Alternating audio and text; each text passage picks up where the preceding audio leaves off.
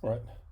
We want to show that this congruence here has a solution exactly when the GCD of A and N is 1. All right. So first let's assume that the GCD of A and N is 1.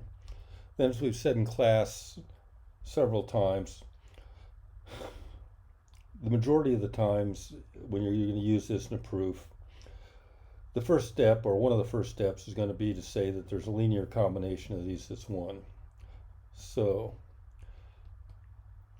there are integers x and y, so that a times x plus n times y equals 1. Now let's reduce this mod 1, or mod n. So this says that ax plus ny is congruent to 1 mod n. But since n divides ny, we have that ny is congruent to 0 mod n. So this equation here now, or this congruence here, just becomes ax plus 0 congruent to 1 mod n, or ax is congruent to 1 mod n, which is exactly what we wanted to show.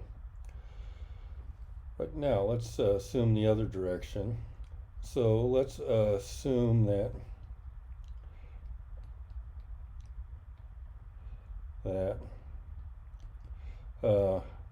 ax congruent to 1 mod n has a solution. Well, for that x then, that says that n divides evenly into ax minus 1, so that ax minus 1 is going to be some integer times n.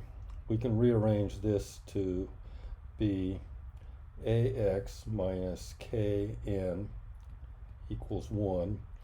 And if I don't really need to do this, but let's do it anyway. If y is minus k, this says ax plus y times n equals 1. And if we've seen, that implies the GCD of a and n is equal to 1. I mean, it's hopefully pretty clear too. If I have anything that divides a and n, I could factor it out and divide 1. The only things that divide 1 are plus or minus 1. And that's it.